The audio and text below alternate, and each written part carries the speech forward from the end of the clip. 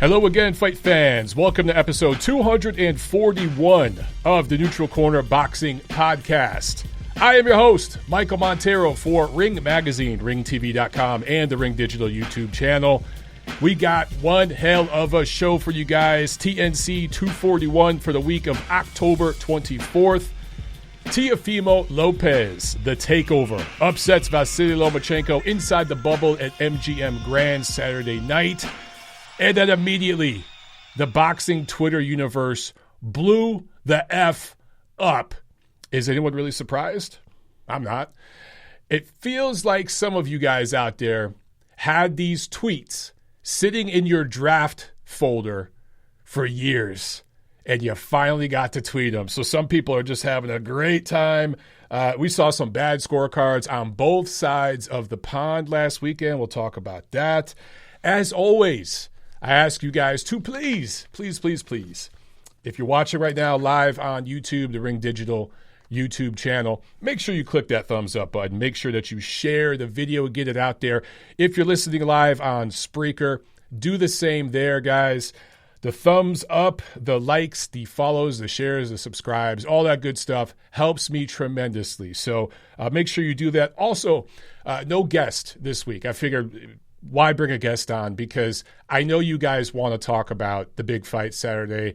Of course, nothing can take place in boxing without a little bit of controversy and a little bit of maybe exaggeration and extremism on boxing Twitter, boxing YouTube, just the entire boxing community. We'll talk all about that. So open phone lines. Usually I do news notes and review preview before I take your calls. We're not doing that this show, guys. So if you want to get in on the phones and make your opinions heard, talk about the big fight Saturday, go ahead and call USA toll-free 213-267-7787. In the UK, toll-free 02081-036-051.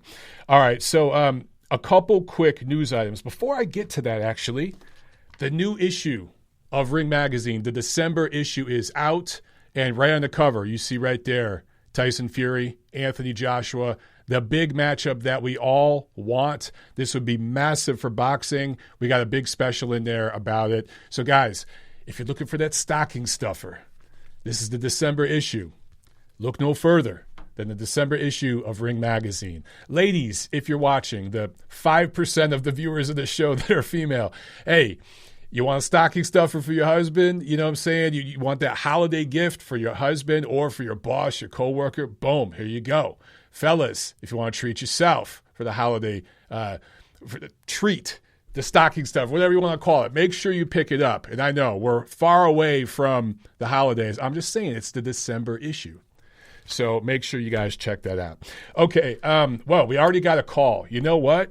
I think it's going to be one of those kind of shows, guys. There's going to be a lot of calls today. I'm going to jump right to it, man, because I know you guys are eager to talk about this. So, look, we're going to do the review preview, but 90% of this show is going to be dedicated to Lomachenko Lopez, and I think it should be. If you guys don't want that, you'll let me know. But I'm guessing, I'm assuming you guys want that. So let's jump over to the phones here. We'll take our first call. 447, you're on TNC. Go. Hey, Mike. How's it going? Good. I promised you that I would be calling in, so here I am. All right, brother. What you got? It's Lawrence from London. Just mainly on the scorecards, on the draw scorecard that yourself, Bud, and Andre Ward had. I've sort of been beating this drum for a long time about scoring even rounds. And I feel like this is a really good example of why we should do it more often. I gave you guys, I saw your score and you said, 2 and 7 were swing rounds. So I watched it back and I can see why, those were both quite close rounds. The rest of the fight was pretty easy to score, to be honest. But those were, perhaps debatable. I looked at the compy box. Lopez did outland and his output was high in both those rounds. But, it's not definitive just looking at that. So coming away from that, I was thinking this is another case where if you're in a place where you've got to choose between a guy who's done, thrown a couple more jabs and a guy that's thrown a couple more body shots, you should just score it even and move on to the next round, because otherwise it's a really subjective sort of what do you like type of sort of toss it in the air, and then you get these really weird scorecards where a guy who has clearly lost the fight ends up getting a draw, or in both the Wilder and Fury case, and in this case, everyone would think that scorecard stunk if it turned out with Lomachenko going home with his belt. So again, it's another good reason to not be too subjective or not try and cut the fine line when it comes to scoring a round. If it's one of those swing rounds or one of those could be either way, why don't we just score it 10-10 and score the clean round for the guy that won it? Yeah, you bring up some really, really good points. And I have to fully admit, I'm one of those guys that's usually against even round scoring, but I think you may have converted me. I really, really do, because for the record, I did go back and watch this fight a second time, and I had it 115-113 for Lopez. And what I did upon the second viewing is I gave one of those two swing rounds to Lopez. That's really the only difference in my card. But, I'm with you. If you score very, very close rounds even, it might give a better representation. If you're not forced to choose a winner in a round where there really is no definitive winner, it may give a better indication, your scorecard in the end, of what actually took place in the fight. And I think you converted me, man. I think I'm converted. It's only taken me 2 years, but I'm happy to hear it. But yeah, again, I think Lopez fought a great fight. Just a little bit of analysis on the fight. I think the real difference was that he responded to Lomachenko's footwork. His feet were just as fast and his hands were just as fast, or faster than Lomachenko. And he had that sort of power to keep Lomachenko honest for the first 7-8 rounds, or 7 rounds at least. So, really hats off to him. I didn't see how he could win it on the cards. I thought it was going to be one sort of punch chance, but me too. He did a fantastic job. Yeah. So hats off to him. But yeah, that's all from me, Mike. Thanks again for having me on, and great show as always. I'm going to sit back and listen to the rest of it. All right, brother. Good stuff, man. You definitely converted me, so there you go. Yes. All right, man. Have a good one. Decision. Yeah, unanimous. It might have been a knockout on that one, but definitely ahead of the cards. So, all right, man. Have a good night. See you. Cheers. Bye. Cheers. Yeah, guys. I think I'm converted on the even rounds thing because, and he brings up another good example of the first fight between Wilder and Fury. There were multiple swing rounds in that fight. If you score all those even, and then you score, obviously Wilder, the 2 rounds where he knocks down Fury, he gets an extra point. But then there were a lot of rounds that Fury just kind of, there were some parallels in what we saw Saturday. And I said this in my breakdown. Go back and watch. I didn't get the winner right, but I did get a lot of things right in some of my analysis of what would take place. There were parallels in Lomachenko-Lopez to what we saw in the first Wilder-Fury fight, in that you had one guy doing almost nothing, and you had one guy doing a little bit more than that. And some of those rounds you definitely give to Lopez just for activity, just the same way I gave Fury several rounds against Wilder just out of activity and outboxing Wilder. So there were some parallels. Of course, it's not an exact comparison. I'm just saying. And several of you guys on Twitter brought up some really, really great comparisons. There's been some good content on Twitter in the last, 36 hours or so. Well, I guess almost 48 hours. And there's been some horrible content. We will talk about that, of course, in the show. But man, we got several more calls here. Let me jump over to them, guys. It's going to be that kind of show. All right, 353, you're on TNC. Go. Hey, Mike, how's it going? Good. Is this Mark? Awesome. Yes, sir. Yes, sir. What's up, brother?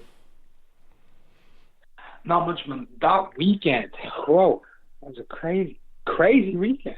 Yes, crazy sir. Weekend. I'm stoked still. I'm kind of like flabbergasted at the way that fight panned out. You know, I thought it was either going to be Lomachenko outboxing, win it on points, could stop him late because Teofimo was relatively untested to the body and stuff like that, or Teofimo would catch him when Loma's coming in straight lines and finish him off mid-rounds or something. But I didn't expect that. That was cagey. It was all over the place. So many rounds were even, depending on how you want to score. Like, I'll give my scorecard, which is going to be controversial. I gave it 6-5 and 1 even. For who? Yeah. I gave it to Loma initially, and then I rescored it, and I scored it 7-5 to Tio. Okay. So we had the same score on our second watch. That's interesting. Because same thing. The second watch, I had it 115, 113 for Lopez. Yeah, on the first one, I had a 115, 114 to Loma. But you see, the thing about it is the first round, Teofimo threw 12 punches, landed 2. Right. Loma landed 1, threw 2 punches. You know, so that's where people are going to get kind of like, oh, then the second one. Then the third one, there's like 3 apiece. Then the fourth one, there's like 2-1. It's these punches in these rounds, it depends. Are you going on effective aggression or effective defense and you're in generalship? Where is Loma leading him into a shot? Is Teofimo taking his space away? I mean, there's a lot of ways to do it, but I felt Teofimo just nicked it in the end on rescore. Yeah, it's interesting. But, I'm sorry. Go ahead. I'm sorry. No, go ahead. I was just going to say, you bring up great points that I was going to get to in the first half of the fight. I think the narrative that you're hearing from everybody is that Lomachenko did nothing because he was scared of Teofimo Lopez's power. Perhaps that's part of it, but I think it's very clear when Lomachenko came forward in rounds really 8 through 12, or 7 through 12 actually. He did that, he knew he was behind. But if he truly was scared and fearing Lopez's power, he would have just danced all night. I think that there was a strategy. It was the wrong strategy that he was playing defense to a certain degree and seeing what Teo had and maybe trying to counter him. And to Teofimo Lopez's credit, he didn't give in to that. He stayed at distance. He moved his feet with Loma throughout the fight. He was so good at that. Nullified Loma's angles. But you're right, man. I think the 4th and 5th round, CompuBox, which didn't have the best night Saturday, CompuBox, I think, had Lopez landing 2 more punches, I think, in the 4th and 5th round. No one's talking about those 2 rounds, but they were kind of close too. I mean, those early rounds, Teo did miss a lot. It's just that Loma should have thrown more punches, I feel. He kind of gave them away. Yeah. Well, I've done a freeze frame. I'm going to upload a video onto a private channel later to send to people. And it literally, like, I speed up all the parts where there's no punches landed, and then I get to when the punches are, so you get to see the full fight layout. But it's essentially only 12 minutes long. Okay. Right? The whole video, so you can see it. And I freeze frame every punch that lands on whatever to who scored the most punches. It's per round. They're very close. Yes. Each round is mad close, bar like 11 and 12. Yeah, the first half of that fight was close, man. Stormed. Oh yeah, it's a very interesting fight, and like for me, like I thought the key. Everyone's talking about the power or whatever. I thought the key to the fight, and I said it would be make or break for Lopez, was how active his jab is. Yeah, you know, up and downstairs. Very late. Yeah, he's pretty layman with his jab in most of his fights. In this fight, he threw it, but it wasn't how fast he threw it back. It's how quickly he reloaded and not allowing Loma to do the duck and slip underneath the jab to get that angle, because he does that all the time. Yeah, Loma was able to do that a couple times. Really Loma was able to do that a couple times in the middle rounds, and maybe that's why I gave him a couple of those rounds. But I don't know if you noticed this, but there was a few instances where Loma was able to get under the jab and jab back. And when he did that, he scored. It was just one punch at a time. But you're right. I mean, Lopez definitely made an adjustment and did not allow that to happen much. Yeah, he took it away for the majority of the fight until like the mid to late rounds. But that was really important, because I felt like that's what Lomachenko's game plan was in round 3, because he kept looking to do that when he threw the jab, and he just bring it back and he couldn't do it. So he'd have to reset himself in his composure. But to be honest, I'm really pleased with how the fight went. I'm wondering, I just have a question for you. Do you recognize this as undisputed? Yes, of course. Okay, because the narrative running has me confused. Because I remember a good while back. Remember when Carl Foch and Mikhail Kessler fought the second time? The IBF and the WBA regular was on the line. And the WBA tried to say that this is a unification. And so did Eddie Hearn and the promoters all on Sky and stuff like that. They were calling it a unification. And the IBF and both the WBO said, you need to elect who your champion is because it's only one champion per sanctioning body can unify.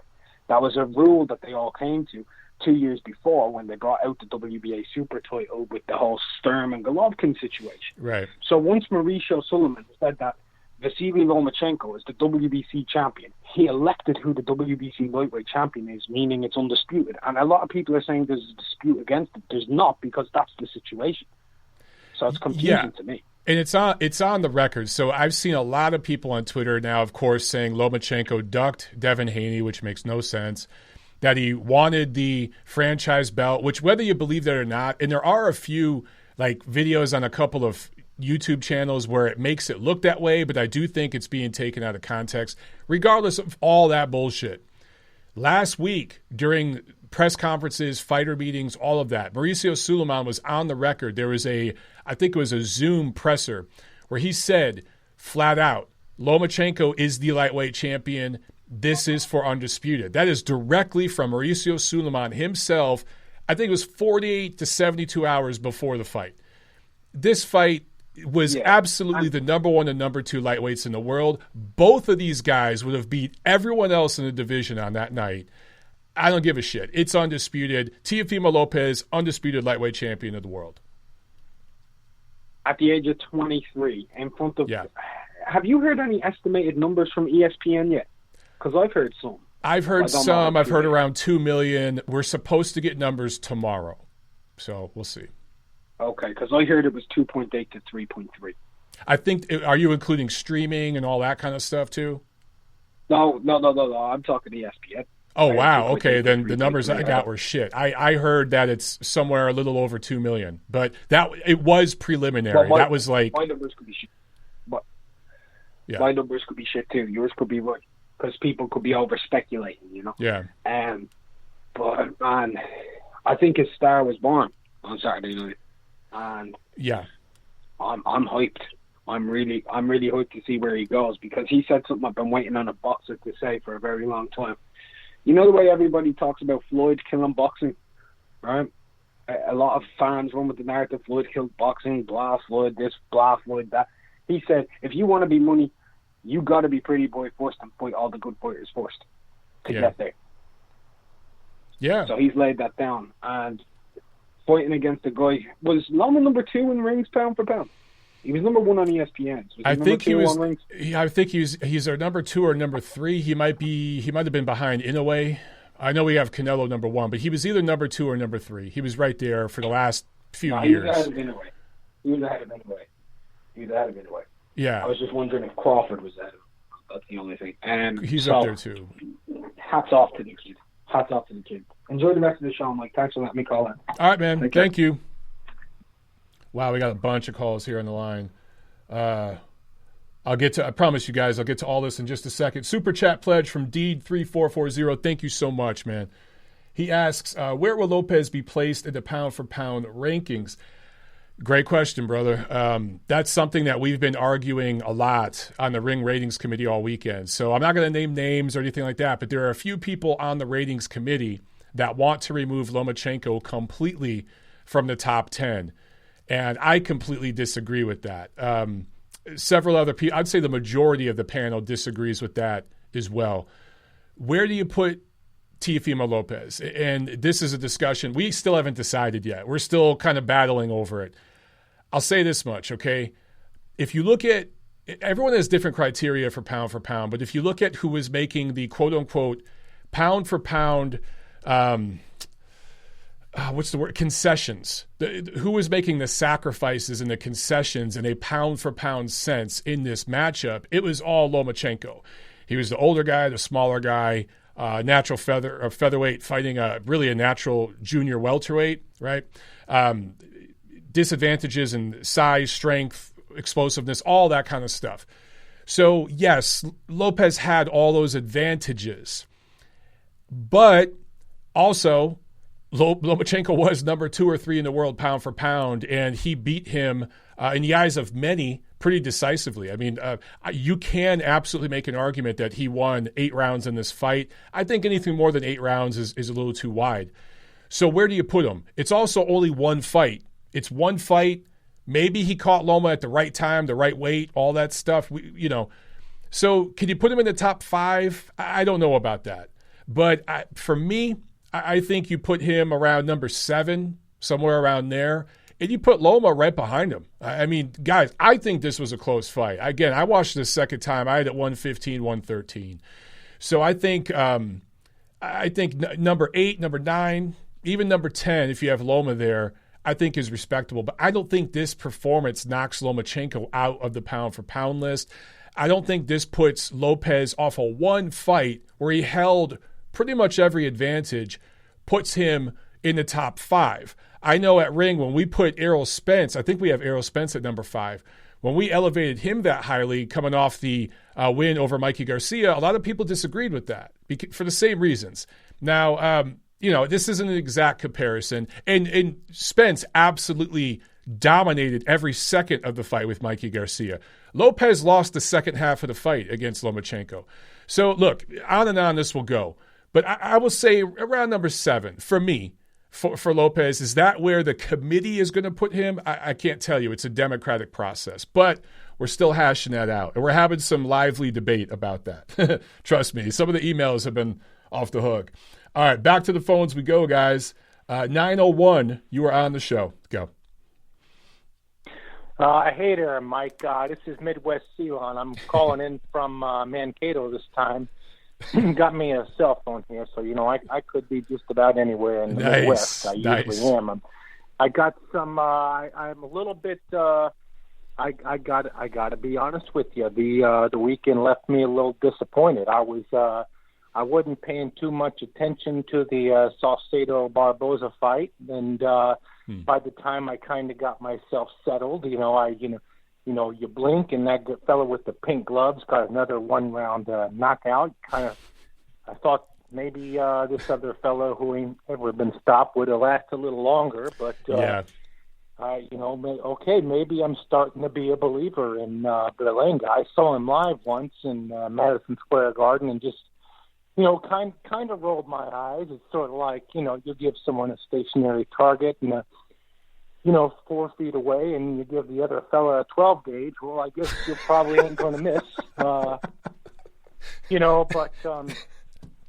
watched. I'm kind of an early riser. I get up at 4 a.m. for work. I like watching the fights from Japan the best because of that. But I stayed up for the high tech big takeover, and I honestly was real disappointed in what I saw out of Loma, and I was really impressed with what I saw out of Lopez. There you go. You're not alone. You're not alone. Who's the fella who does most of the narrating for those ESPN fights? What the one who don't shut up? I pick one. Joe Tessitore is the main guy. Come on, you watch ESPN. You know his name. You talking about Tim Bradley? Who are you talking about? But I'm trying not to have his name on my mind because it's obnoxious. I mean, I like, hey, look, Tim Bradley sort of gets a little over the top, but that's okay. He's kind of an animated fella. He's huge, and his arms are the size of his head now. So I don't know. I don't know if he's buddy for Evan Fields or what. But Jesus, Mary and Joseph, he's giant. He's packed down a few. And then Andre Ward is Andre Ward. He just says things that I wouldn't think of, which could fill a warehouse, to be honest with you. But and I learned something. But that other guy, that fella won't shut up. he's talking about Lomachenko downloading, and I'm thinking, like, my God, Lomachenko been downloading for 6 rounds. Like, he's downloading like he's a 15-year-old who just found the porno site. He's downloading I was going to say, like old school, porn when you had dial-up connection. You had to wait as little bars of the photo would drop. And then sometimes the bottom of the photo, right at the part you really wanted to see, didn't even download. You're like, shit. You had to refresh the page and wait all over again. Yeah. Some of you young guys have no idea what I'm talking about. I mean, he downloaded for 6 rounds. And when he finally, I mean, like, yeah, I know you know how to dance the Ukrainian dance, but geez, you got gloves on. You can use those too. He definitely waited too long. Some of that was maybe strategy, but some of that you got to give Lopez credit for. Lopez didn't let him get started. By the time when Loma actually did get started, he had a lot of success. He really showed so much more athleticism and ability in rounds 8 through 11 and surprised Lopez and backed him up. I mean, it was almost kind of shocking to see after seeing, what you witnessed the first 6, 7 rounds. So there were levels there. He just didn't bring it out until at the very end. All things being considered, if Teofimo Lopez was the same size and strength of Lomachenko, I think Lomachenko would have beat him. I really feel that based on what I saw. But, size matters. I'm not sure, Mike. I think, I saw when Lomachenko switched on, he was real impressive. But Teofimo Lopez, he was equally impressive. I mean, yeah, Loma was snapping his head back all over the place with them shots he was landing. But Teo didn't lose cool or lose his focus one bit the entire time. He was ready for it. He closed the show, too. I mean, he closed Loma the show, may too. have switched on to high tech, but Teo could hang with him, and that was impressive. I agree, man. But I got a few more calls here in the queue. I got to jump on to this next call, brother. Okay, you betcha. All right, man. Thanks a lot. There he goes. Midwest Ceylon. I love it. Okay, let's jump to the next one here. 832. From the car, it sounds Mike. like. You're on the show. What's up? Can you hear me? Yeah. All right. This is Coach Derek, man, the first ever caller to the neutral corner. You remember? Awesome. Let me, I want to ask you what you thought about our fight, man. We was on the undercard, Quentin Randall versus Rivera. Dude, I got to be honest with you. I didn't even see it yet. I saw Quentin was on the card, but you didn't watch? I haven't seen the whole undercard I would yet. I'd love to get a review from you whenever you watch it, bro. Absolutely, dog. I'll check it out this week. I'll watch because I'm going to watch the whole card again. At least there's some fights I haven't seen, including some UK fights. So call in next week, and definitely I'll give you a review. But yeah, do you got windows down or something? I hear a lot of feedback, man. Are you driving? Yeah, but I have my earphones on. Well, hell, let me call you back next week, man. All right, yeah, man. I'll check that out. I'll check out that fight. You call back next week, brother. All right. All right, man. Have a good one. All right, yeah. Let's see. Oh, man, we got a bunch of calls here, guys. Like I said, it's going to be that kind of show. It is what it is, right? Just like the rematch between Wilder and Fury. 570, you're on the show. Go. 570. Hello. 570, are you there? Oh. I think we got a knockdown. 570, call back. I don't hear you.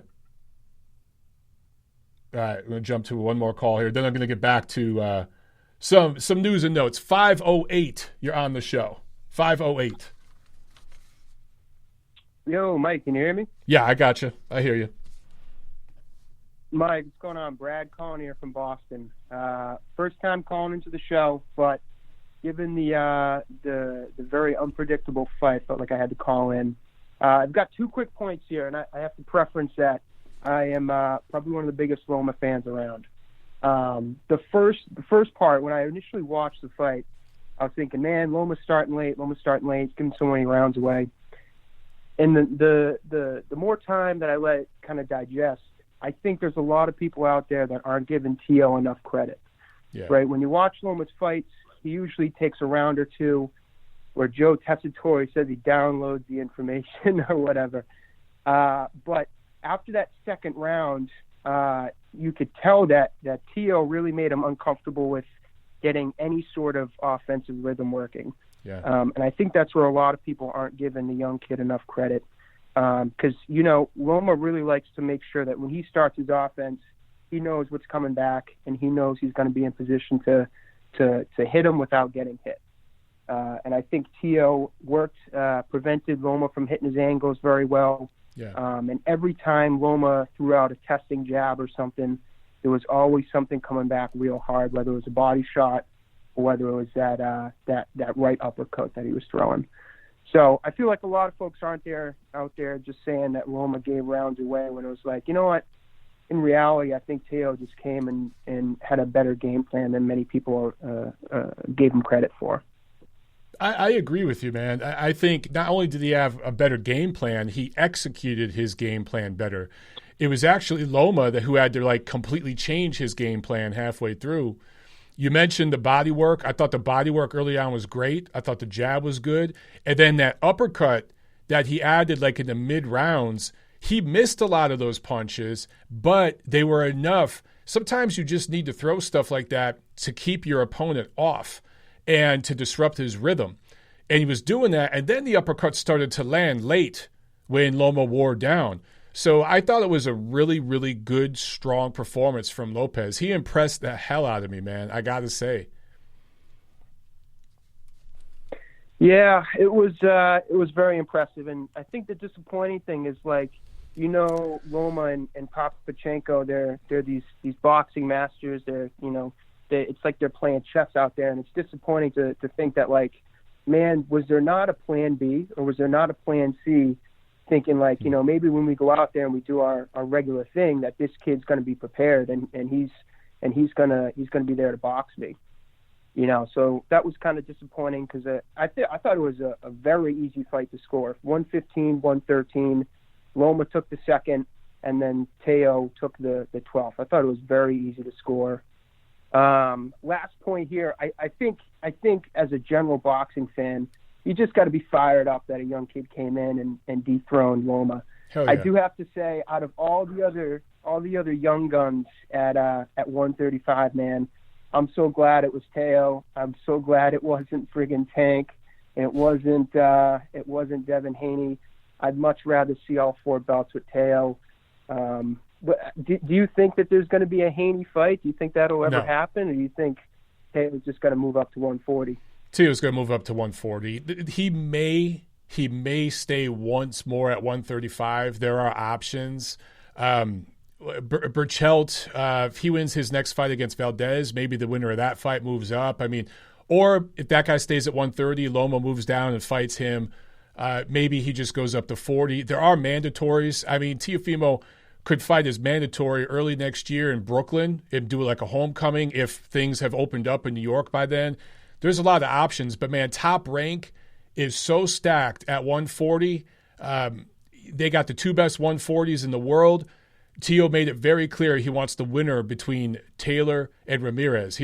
Maybe one tune-up fight or something and then go right to that winner. So, dude, a year from now, he might be fighting the winner of that fight. Could you imagine that within a year or so? But yeah, he's Haney. I don't want to shit on Haney, but there are issues over there, and I don't see him fighting a big-name fighter for a while. And the business plan with Tank is the low-risk, high-reward thing. They're going to use guys' names like Leo Santa Cruz to build him up and prop him up, and that's the business plan over there, at least for right now. So the one guy who might eventually get in the mix, I do believe, is Ryan Garcia. We'll see how he looks against Luke Campbell, but he's fighting. I think he's taking on a bigger challenge than either Tank or Haney are in their next fight. And if he passes that test, maybe him and Lopez down the line could fight. We'll see. All these guys got to fight each other at some point, but, dude, it might not happen until they're all welterweights, to be honest with you. Yeah, that makes sense. it was funny. Haney got roasted on Twitter. He tweeted out Loma too small, too old. And if you scroll through the replies, everyone's like, "Hey man, you're fighting Gamboa. What the heck are you talking about?" Yeah, dude, he got nailed. Man. He got nailed. Yeah, it was wild. Alrighty, man. I'll let you get to the other callers. Appreciate the content. Keep it up. Thank you so much, Brad. Appreciate it, man. Alrighty, take it easy. All right, you too.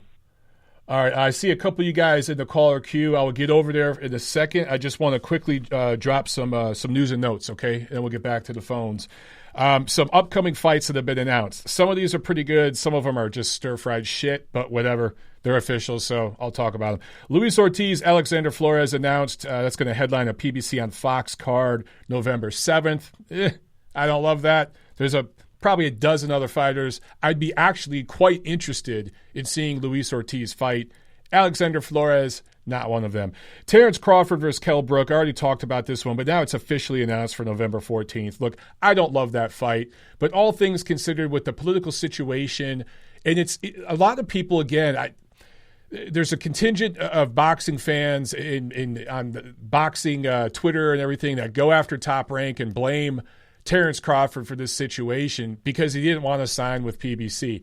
That's absolutely ridiculous. Top Rank has done a great job for him, and he's happy there.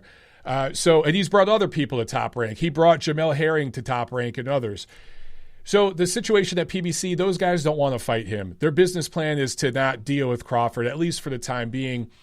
If you're Top Rank, I talked about, look, you got Teofimo Lopez. He's going to be a welterweight within 24 months. Mark my words, stamp it. He will be a welterweight within 24 months from today. And then same thing with Josh Taylor, Jose Carlos Ramirez. So Terence Crawford, you have those fights coming up for him in the future. Just sit tight and fight who you can get in front of you. That's what this fight with Kell Brook is. If they were putting this on pay-per-view like they did with Amir Khan, believe me, I'd be taking a hot, steaming shit all over it right in front of you guys on this show. It's on regular ESPN. If you hate it, you don't have to watch, but at least it's on regular ESPN. Terence Crawford might be the best fighter in the world, guys, and you get to see him on regular ESPN. So there's some silver lining there. All right, Demetrius Andrade versus Dusty Harrison. But do I even need to talk about that damn fight? Hopefully after that fight, after Andrade completely dominates Harrison, who is, a blown-up welterweight, I think, he will hopefully fight Daniel Jacobs early next year. That's not a bad fight. It's several years too late, but it's not a bad fight. Anthony Joshua versus Kubrat Pulav set for December 12th at the O2. That's going to be on the zone. However, Pulav injured, so he's out. And I can't think off the top of my head who they brought in, but you're going to see Anthony Joshua in the ring, one of the second best heavyweight in the world, in the ring December 12th. That matters. He needs to get back in the ring. Also, we had a question from email from Patrick Renard from Vancouver. He took the time to email me at monteroonboxing@gmail.com. So I promised him I'd respond here. He said, look, Lomachenko can fight at 126 or 130 right now. He had to move up to 135 because nobody in those divisions wanted to fight him. Now that he doesn't have any belts, what does he do? That's a good question from Patrick because Lomachenko isn't a big name in the United States. He's not marketable, despite what some people in the media will try to tell you that he gets some sort of bonus somehow in the media and everything with his marketing. It's actually quite the opposite. His team has to work twice as hard to market the guy. Without belts, all those guys at 26 and 30 avoided him. He gets, a lot of shit for quote unquote not fighting anybody, but the guys at 26, guys like Santa Cruz, guys like Davis, who was at 130, they wanted no piece of Loma. So now that he's going to go, I think he'll go back down to 130. What does he do? He has no leverage. He has no titles. Well, he still has a name. He still has a name, and I do think he's going to be lined up for a title shot within a year of being at 130. All right, let's jump over here. We got a couple more calls, guys, and then I promise you I'm going to get to this fight review because I know you want to hear my take now that I've watched the fight again. 732 on the neutral corner. Go. Hey, can you hear me? I can hear you. I scored 11-1. Yeah, right. Who is this? Oh, man. Hey, what's up, man? What's up? Yeah, I had it scored 11-1 for Loma. I don't know what the... Shut up. You did not All have the right, fight scored 11-1 for Loma. I added a 6-6 draw. I added a 6-6 draw. Like I said, I thought Loma waited too long. I added a 6-6, and it's great to see, finally, like I said, I thought Loma waited too long. If they were a 15-round fight like the old days, I think Loma would have won because I felt like Loma was just figuring him out. I had Loma up going into the 12th. But then Teofimo turned it up the last 40 seconds to, even it out. And, yeah, 6-6 was my scorecard, but one of the judges, 119, 109, I mean, horrendous scorecard. Just, wow. Yeah, trust me, I'll talk about Julie Lederman here in a minute. And unfortunately, her scorecard wasn't the only shit scorecard we saw over the weekend. I don't know if you saw on Twitter, who's the guy over there in the UK, Terry O'Connor, completely ripped off Miguel Vasquez. He wasn't the only judge. Michael Alexander ripped him off too. But there's a picture of Terry O'Connor. Now, I don't know, but apparently it's him looking at his phone during a fight. I don't know. But yeah, the scorecards. Yeah, that's right. Teddy Atlas. Yeah. But yeah, 6-6, look, you could absolutely make a case that fight Saturday was a draw. You can also make a case that Lopez edged it. Other than that, though, I really don't think you can make a case any other, way. I'd say 114-114 to 116-112. That's the range. Outside of that, you're getting a little too greedy. Yeah. Like I said, it's either Teofimo won or a draw. I felt like, Teofimo, he threw more, a lot more output. And like I said, Loma, I mean, he just waited too long. But I got to head out. You guys find me at Justin Jr. 962 interviewing MMA fighters, MMA content, UFC. Hey, take it easy. All right, thanks a lot, man. Yeah. All right, we got one more call real quick, and then I'm going to get back to the news, guys. All right, 570, you're on TNC. Go. Hey, thanks for taking my call, Mike. Yeah. Can you hear me? Yes, I can. All right, Mike. Here's the thing. Loma, I can't make any excuses because he saw what happened with Sergey Kovalev versus Ward in Vegas and Triple G versus Canelo in Vegas twice.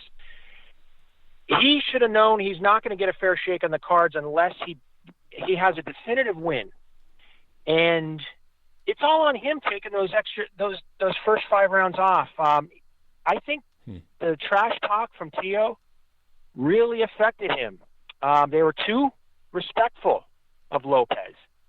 And you saw the class in fighter in the later rounds. Lomachenko was superior all the way through. I mean, Lopez is a bigger fighter, and he's a good fighter. But he didn't merit that kind of respect, and Loma did himself a great disservice. I don't know if it was his father who made that game plan up, but, I mean, that was very disappointing. And for these Eastern European fighters, they need an American consultant to tell them exactly what's up in this country because there is a clear inherent bias against them. For whatever reason, whether it be political, racial, whatever you want to get into, financial, they don't want them to succeed in America. And that's a clear point that I've seen. All right? I mean, this has been going on for the last 10 years. But Lomachenko, really, I mean, he didn't have a rematch clause. I mean, Arum really put the screws to him. Yeah. This fight had rematch written all over it, okay? And now he's out in the cold. He's the better fighter. And now his entire legacy, according to these same people in the LDBC and all these other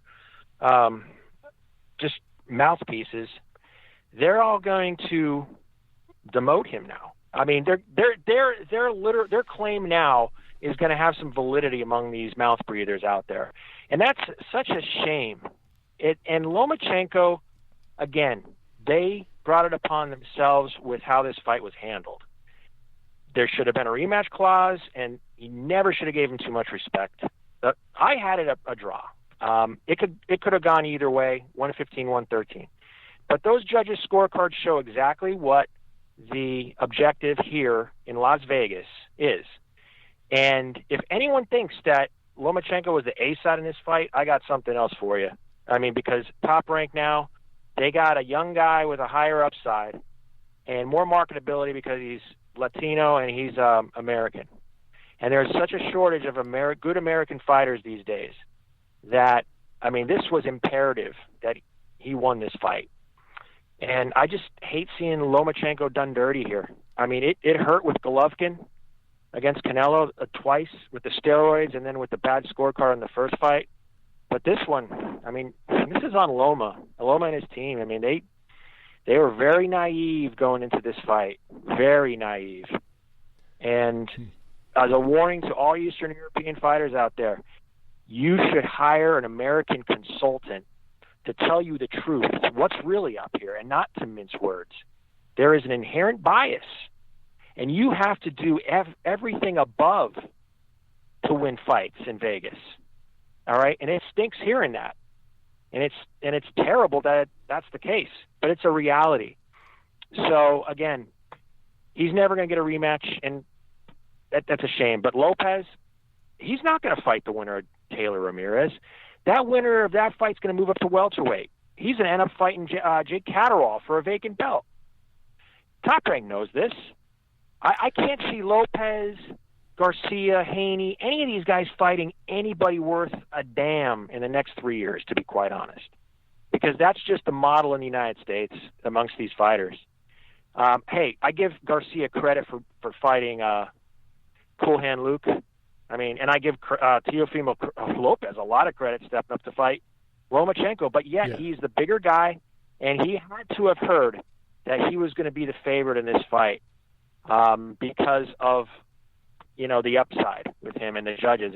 All he had to do was box, stay away, make it look good, and he's going to get a decision. I truly do think that was in play here. Well, so I will say that, you know, look, there are a lot of people out there who agree with your sentiments, okay? There are a lot of people out there that hang on one second. I'm having some YouTube technical difficulties. There we go. Okay, there are a lot of people out there who agree with some of your sentiments, okay? And trust me, I'll get into some of it. I will say this. Teofimo Lopez came out in the 12th round guns blazing. He came out and put a stamp on that performance. So if he thought the fix was in or all he had to do was box, he didn't fight like that in the 12th round. We have to be very, very careful. While I do agree with you that there is absolutely an Eastern European bias, and it's something I will talk about on this show, on this episode. So, you know, make sure you listen to that. I also think that will do. You know, we have to give credit to Teofimo Lopez here. He did fight a great game plan. He fought very well. If you scored at a draw, look, man, Andre Ward scored at a draw. Terence Crawford scored at a draw. I scored at a draw watching live. I know at least a dozen people in media who scored at a draw live. So there's nothing wrong with that, but that is giving the swing rounds to Loma.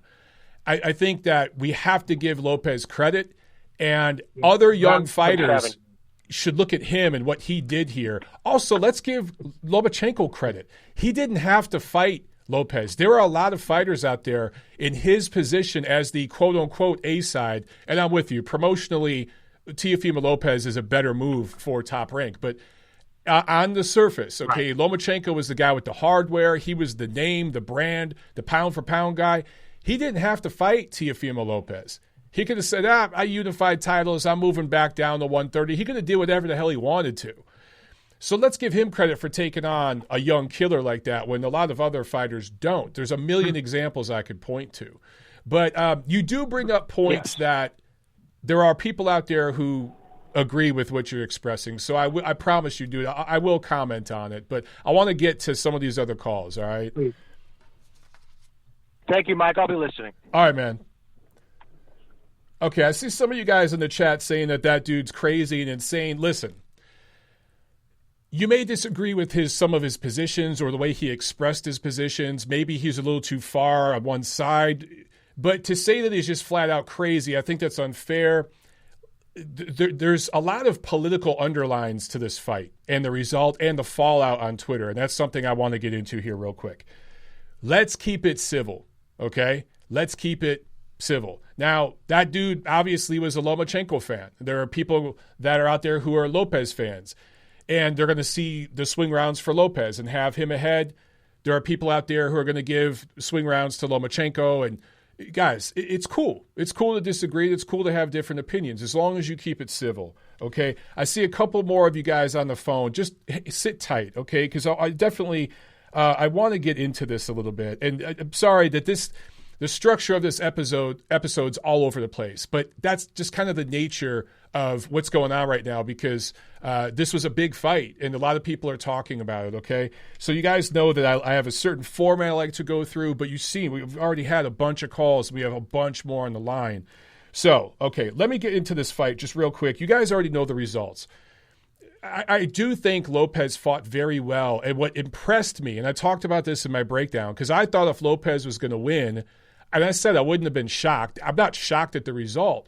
But what would impress me, and go back and watch my prediction video, what would impress me and surprise me to a certain degree is if Lopez could box with Lomachenko and win a decision. And that's just what he did. That is what impressed me the most. This wasn't a fluke knockout. This wasn't a lucky punch. This wasn't him catching a fighter coming in, slipping, and hurting him. This was a guy who had a superior execution to his game plan for a good 6-7 rounds of the fight, and then came out in the 12th round when he didn't necessarily need to in the eyes of many, including the 3 judges, and he stepped on the gas, and he threw, I want to say, over 100 punches. Now, CompuBox says he landed 50. That's ridiculous. He did not land 50. CompuBox did not have a good night.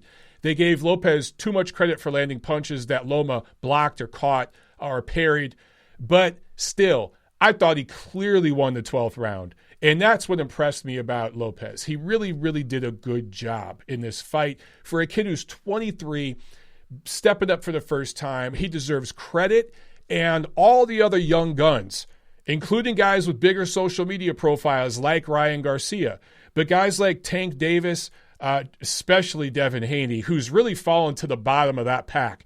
But even guys like Jaron Ennis, Israel Madrimov, okay, other prospects coming up in the sport right now, they need to look to Teofimo Lopez at what he did this weekend. Now, did he have size and strength advantages? Yes, of course. Charlo had them against Derevyanchenko, but beating Derevyanchenko is not the same as beating Lomachenko.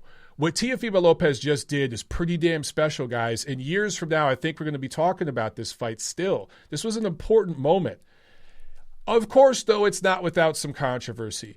Immediately on Twitter, you saw this reaction of people saying Lomachenko wasn't shit all along. Lomachenko sucks. Lomachenko's overrated. Lomachenko's a top-rank hype job. You guys know that not only do I like to listen to a few different boxing podcasts, okay? And I don't just listen to other media podcasts. I listen to fan podcasts. I listen to fan podcasts where it's just people, a couple of fans talking. I listen to one in particular where fans call in. And I heard a lot of different takes on this fight. I also, when I look at articles and look at posts and I look at tweets, I scroll down to read the comments. I'm one of the few guys in media, I'm telling you right now, I'm one of the very few in media that does that and does it consistently. I like to have a finger on the pulse of what the fans are thinking. Fans stands for fanatic. Fans are fanatical. I expect fans to be all over the place and have extremist opinions and viewpoints. That's why they're fans. Most boxing fans are objective and love the sport and love all fighters, but there are, of course, fringe extremes, right? Sorry, guys, if my YouTube keeps breaking up, it's because I'm getting calls from people wanting me to vote. Stop. I already voted. Leave me alone. Actually, I didn't. But, all right. Anyway, lost my train of thought because these damn, I'm not going to vote for your candidate. Stop calling me. Okay. I expect fans to be all over the place on social media, but I don't expect it from fighters. I saw Shakur Stevenson, Devin Haney, and other fighters going after Lomachenko on Twitter. And considering Devin Haney's racially charged comments in relation to Vasily Lomachenko and his ethnicity earlier this year, that was a really bad look for Devin Haney to put out a tweet basically saying, I'm paraphrasing, I told y'all Lomachenko ain't shit. You couple that with his words, his rhetoric just a few months ago, not a good look. If another fighter had done that or a member of the media done that, they'd be getting shit on left and right, and it'd be viral. So I just find it really, really disrespectful, and it's difficult for me to understand why somebody like Lomachenko bothers people so much. And there is just people, as I said at the top of the show, it felt like a lot of you guys out there had just tweets, like draft tweets, saved for the last few years. And if Linares beat him, boom, you tweet it out. If Pedraza beat him, and finally he lost again, because this was his second pro loss, and you guys couldn't wait to pound on it because all of you have been just bringing up the Salido loss for the last, 6 years. You've been stuck on that. Now finally you got a new one. I don't know what this is, man. There's two things that come from the Lomachenko detractors. Number one, he ain't fought nobody. What an absolutely ridiculous, asinine statement for any fight fan to make. Look at the guy's resume. He has fought 16 professional fights. Look at the guys he's fought. Match that up against not any, but just about any all-time great fighters' first 16 opponents. It'll be almost impossible. Fuck that. Put it up against most fighters' first 32 opponents, including Floyd Mayweather, including Manny Pacquiao. Match it up head-to-head. Lomas is pretty damn, it's up there, okay? He's fought good fighters. He won titles in 3 divisions within 12 fights. Now, am I saying he fought Duran and Leonard and Hagler and Hearns? No, I'm not saying that. But he's fought good quality opposition. So when people say he hasn't fought nobody, it just shows that they have a lack of knowledge of the smaller weight classes. And that's something you see in a lot of American amateur media, like on YouTube and stuff. These guys, if you're under 135, they don't know who the hell you are, especially if you don't come from the USA. But you see that from a lot of fans, too, that tend to focus on the middle and higher weights.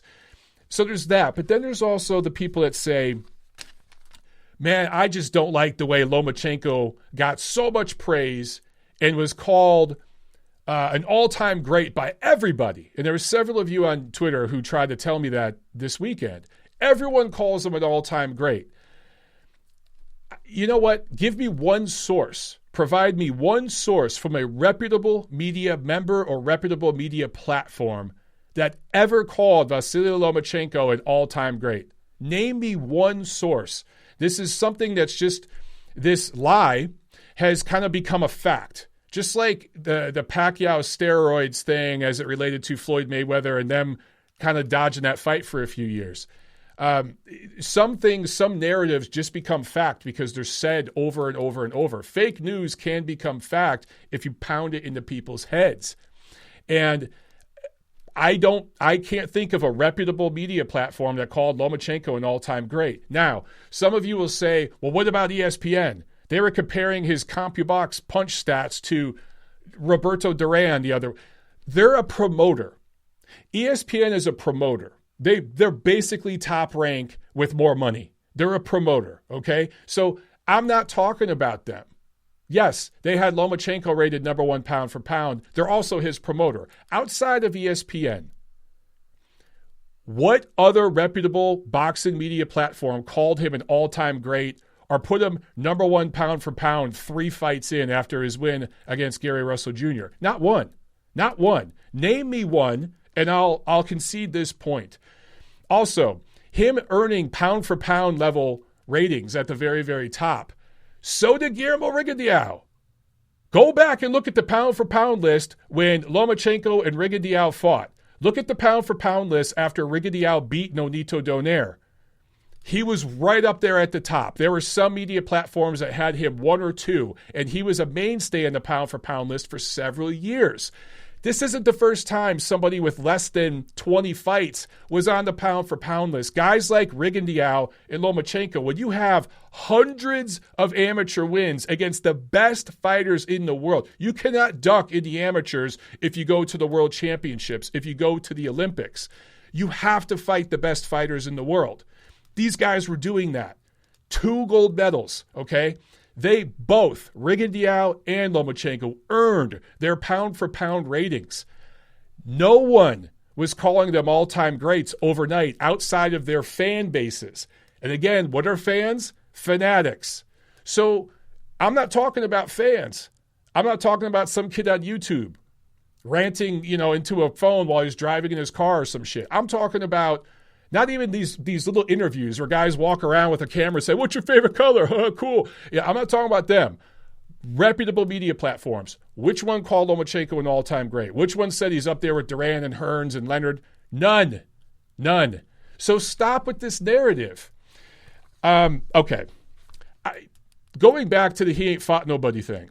And I'm not trying to turn this into a Lomachenko slob fest. I'm just trying to put some facts out there. Since he's moved to lightweight, 2 divisions over his natural weight, his record is 4-1 at lightweight, and he's unified 3 titles. That's Lomachenko's record at 135 pounds. He's a natural 126. He's been fighting bigger guys. He's 4-1, unifying 3 titles, losing a close competitive fight to the next big star in the sport. The combined record of his opponents is 138, 12-3 at 135 pounds. But he ain't fought nobody? Come on, guys. Stop with that. There is I don't know if I'm going to call it a bias, a xenophobia, a prejudice. I don't know what is the better word. But there's something going on as it relates to Eastern European fighters with some boxing fans and even elements of the, loosely, I use this phrase, boxing media. I don't know why some people want to go in. I saw a tweet earlier today where it was like 1 more to go, and there was a graphic where there was an X over Derevianchenko, an X over, I think, Vozdik, an X over Loma, and then there was a picture of Usyk. That's the next one that he's like, we got to go after him. And I'm like, really, dude? So there is something going on. I don't quite understand what it's about, but I will say, I've talked about this before, throughout the history of boxing, there's waves of new fighters that come in from different parts of the world. This is just the next wave. So for those of you out there who are upset with these Eastern European fighters and you're not a fan, it bothers you that they're coming in, get used to it. They're going to keep coming. They're going to keep coming over into the sport. They're not going away. So, guys, that is what it is. The one caller that was just on brought up Kovalev Ward, Triple G, Canelo. This is part of what I've talked about before, too. The new kids on the block have to kind of go through those growing pains for the establishment. In the case of Kovalev Ward, the first fight, Ward was the establishment. In the case of Golovkin, Canelo in the first fight, Canelo was the establishment. In this fight, Lomachenko, Lopez was not the establishment. Is he the more marketable fighter? Is he the future? Is he going to make Top Rank a lot more money over the next 5 years? Yes. Julie Letterman being from New York, Teofimo Lopez being from New York, days before the fight, announcing that Letterman, a New York judge, was being flown out to Nevada to score a fight in Nevada that featured a fighter from New York, and then she turns in a 119-109 card, is an extremely bad look. But guess what, guys? You can blame Bob Bennett in the Nevada State Athletic Commission all you want. But do you know who approved that judge and all the judges and all the ring officials? Top Rank. And Team Lomachenko. They all signed off on him. So you can't just shit on Bob Bennett. That's on Grandpa Bob, everyone at Top Rank, and it's on Lomachenko and his team for saying okay. It's not that they had the power to say no, but they could have went to their promoter and said, this judge concerns us. They could have made their feelings known. They didn't do that. They didn't put in the extra work. They didn't do their research, their homework. It goes back to, I've talked to Tom Loeffler and I've told him straight up, how the hell did you approve Adelaide Byrd as a judge in that first fight with Canelo Alvarez, with Golovkin? And they weren't concerned going in. The promoter, the fighters, their teams have to do a better job of researching these judges that are being flown in days before a fight to judge a fight that features a fighter from their home state. Not a good look. But you can't just blame Bob Bennett. All right, let's jump back to the phones real quick. A couple of you guys have been holding on for a minute. I apologize. 717, you're on the show. Go. 717. Can you hear me? Hello? Hey, listen, man. Yeah. Is this me? Yep, we got you. Okay. All right. So, I like any boxer from any part of the world. Any boxer. You from South Africa, you from Australia, you from Ukraine. If you got skills and I see them, I watch you and I'm a fan. Now, with the Teofimo Lopez and the Lomachenko fight, Teofimo won that pretty easy. It wasn't even a score. You don't even got to worry about the scorecards if you know who won the fight. If it was a close fight, then I'll say, okay, yeah, the scorecards is shaky, but he won it easy. Loma took off the first 7 rounds. He shot 20. He only hit him 20-some punches in the first 7 rounds. That's not going to win you. That's not going to keep your belts and win you the undisputed. And he messed his dreams up that way. He should have been aggressive. He should have been straight up Loma. Even if the side step didn't work, jab like crazy. Still be aware of the power Lopez had. But he lost that fight, man. He didn't fight. He didn't come to fight. If he came to fight, I'd have expected it. Mm. But as a fan, I can't sit here in the background and say, oh, man, European fighters get the raw edge when the last 5 years he was number one. He wasn't number one. Hold on. He wasn't number one. Terence Crawford. He wasn't number one. Should have been up there, and Charles Spence. Well, we have Terence Crawford. I mean, dude, you could hold on. Let me just quickly interrupt because I agree with everything that you just said. Okay, and you make great points, and I think that everything you said is fair up until one thing. Outside of ESPN, I work at Ring Magazine. I don't know if you're aware of that. We don't rate Lomachenko number one, and we had Terence Crawford at the top for years.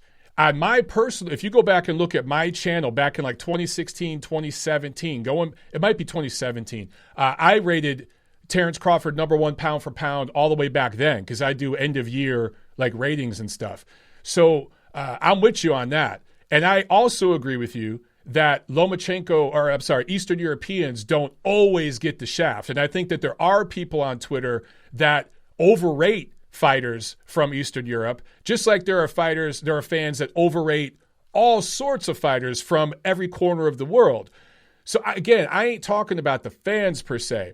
I just think that there seems to be a lot of hatred going after this dude and some others that I've seen. And I see all the comments. I'm on Twitter every day, all day. I see it. And I just don't understand it because the dude can fight. You know what I'm saying? That's the part that I just don't understand. I don't know where it's coming from. He got skills. I love his skills, his footwork, everything about Lomachenko. I love. I do think that he was a little guy in that weight class, and I think Devin Haney and the bigger guys is going to even make it look a little easier on him because he's older. He's not getting younger, so He do needs a campaign in the difference. But if he moves down to 130 and he fights Shakur Stevenson, I don't think he has a chance against Shakur Stevenson either because Shakur Stevenson is just technically as good as Loma. He's not as experienced, but technically and speed-wise, he can match Loma. So I don't know unless Shakur Stevenson is going to move up to 135. If Shakur Stevenson wants to campaign at 130, Loma is not going to win the belt if Shakur Stevenson wants all the belts. Well, I think what I know is Loma is a great fighter and should be held as a great fighter. All that Twitter stuff, man, that's just dumb clicking buttons. We see what he does in the ring is amazing. And if whoever you are, wherever you're looking at Loma from, you see the skills. That has to. So that all that what people be saying on Twitter is garbage. But if you do work for Ring Magazine for the last 5 years, why didn't I hear? I should have been hearing about you guys rating Terence Crawford number one. All the public heard was Lomachenko. We didn't hear you guys rating Terence Crawford number one. If I would have heard that, I would have never even said that because I never heard Ring Magazine rated Loma Terence Crawford pound for pound number 1. I always heard Lomachenko, even from Ring Magazine. Ring Magazine, by the way, it's so funny you bring that up, brother, because we've been arguing the pound for pound list. I'm on the ratings committee, and I set my pound for pound list out today. Like I could tweet out the email. Terence Crawford's my number 1 pound for pound. I've been saying this, okay? There are other people at Ring that feel Canelo's pound for pound number 1, and so Canelo won out. He's number 1. I think when our ratings come out, I think it's going to be Canelo number 1 and Inoue number 2, and I think that Crawford's going to be number 3. Don't quote me, but that's right now how I think it's going to settle. But you bring up Terence Crawford. I agree with that. He was 2014 Fighter of the Year, dude. Terence Crawford was 2014 Fighter of the Year before Lomachenko was Fighter of the Year. So again, bro, you gotta do a little research because Crawford has won awards. And Errol Spence has been on our pound for pound list for a long time. I think he's number 5 pound for pound. There are guys like I got a lot of flack from my British listeners that we don't rate Josh Taylor on our pound for pound list. We don't have him top 10 yet. So I don't think he deserves it just yet. Yeah, I agree with you. I don't have him top 10. I have him like number 12. Like he's kind of like right there. He just needs that next W, and then maybe he's there. But the Ramirez fight. Exactly. The winner of that fight is pound for pound. Absolutely. But it should move up to 5. Easy, because it's undisputed. It's hard to get 4 belts, man, in this day and age. Yeah, with all the politics and the bullshit. He's doing it, and he's doing it by boxing skills, not just by slugging somebody out and just dropping them. Josh Taylor's beating him with a strong jab, and then he gets dirty on the inside. You gotta love boxers like that. Yeah, I can't wait for Taylor Ramirez. That's gonna be a great fight. But let me ask you this, and I don't know if you're on Twitter and you see what's going on, but to see everybody all of a sudden shitting on Loma and calling him a hype job and all this kind of stuff. I mean, would you say he was a hype job, or would you still say he was a great fighter, but Lopez is going to be the next great fighter and he's the next guy? Like, how would you word that? Loma, hands down, he had 2 gold medals. I mean, that's God's dreams. That's young kids' dreams. I have a nephew who's 14, and I know his dreams. You know what I mean? Mm-hmm. So he's a young amateur boxer. Okay. So he took God's dreams away easily too, because if you the amateurs, you know how flaky those judges are. Oh yeah. There was no problem. Those guys, and he's a great fighter, man. I'm speechless when I watch him. He's amazing to watch. You know what I mean? His footwork to offense, to defense, to make him guys look silly. That man is great. And those guys who, besides like somebody like Devin Haney, which I think he was mad that Loma didn't want to fight him because Loma wanted to fight probably somebody else or something like that. So he probably got a little hatred in him, saying, I should have been the one to beat Loma. He wanted to fight Lopez first. Haney and all those guys know that Loma is a great fighter. Yeah. It's just people got Twitter thumbs and they like to just, say a lot of both. That's a good point. That's a good point, man. You're right about that. They're just, some people may think something in real life, but they talk some shit on Twitter because it is what it is. That's a good point. Man, if I said Loma's great, you think I would get 5 likes? No, if I said Loma's trash, he got dog walking this, that, and the third. Oh man, my Twitter feeds won't go crazy. You know what I mean? You know what? Wow, that's a great point, man. What's your name, man? I didn't catch your name. My name is Dan. Dan, okay. Dan, you need to call into the show more, okay? Because this is a really good call. Great points. I just was on YouTube and I saw you live talking about TFC. I went to see what you got to say. I said, oh man, I like live. I tune into a lot of live programs. So we do this every Monday, brother. We do this every Monday right here. Like so we're here every Monday. I'm gonna set my phone up every Monday at this time. Yes, sir. All right, I'll check you. I'll check in. I'll make sure I check in. I subscribe and I like. All right, man. Thank you so much, Dan. Really great call, man. I got to get to these other calls, brother, but that was a great call, man. I appreciate it. Man. Have a good one. You too. All right. I think Dan's the caller of the night so far. And what's interesting is, okay, he brought up some of the things I talked about before, like the narratives that you hear that everyone's calls Loma great. And, well, what about props for Terence Crawford or props for Errol Spence or whoever else it is?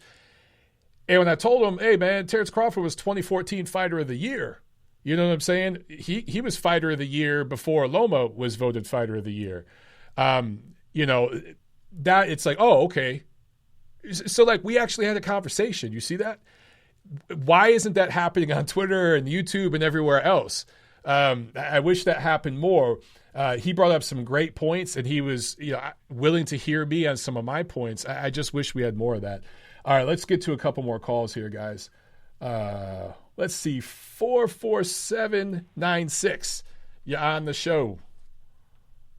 Hello, Mike. It's me, Hamid. Ahmed, what's up, man? Call it it. I gotta say that caller took a lot of my points away. So. Oh, okay. Dan stole your thunder. He stole your thunder. I think that was a very good call because I was gonna say a lot of the things. So credit to him. He just beat me to it, and I think he made some more interesting points as well. I will say this. I don't think that was a close fight, if I'm being honest. I thought the Salido-Lomachenko, I know that was bad officiated from the referee, but just judging that fight, I thought that was a lot closer. Yeah, I mean, you can make that argument. Yeah, you can absolutely make that argument. As well. I can see 9-3 Lopez as well. I know it might be a bit wider than some people had it. I don't think it was like the draw card, if I'm being honest. Award has had a bad night before as well. Zapata, I think, not Zapata, it was the fight between, I think it was Pastel and Ramirez. I don't know, Crawford, I've seen guys I respect like yourself, Ringa Chu, have cards which would draw. I just strongly disagree. I think Lomachenko took off the first 7 of the 8 rounds off, and he did something similar to what Klitschko did with Fury, but except I think Klitschko didn't wake up until the 12th round. With this, I don't think Lomachenko deserves as much criticism I've seen. I think Lopez hurt him early. The only thing I will say is Lomachenko either was hesitant of getting hit because I think he felt his power, or he was scared of getting knocked out. Or trying to figure out how to take the guy deep. He should have just thrown a little bit more, but full credit to Lopez. He made him fight that fight. And Lopez, I was even saying on the day of the fight, has got to go to the body. And he surprised me a lot. Like, he threw a lot of body shots. He early on, he was just throwing straight punches. I just think Lopez had his number.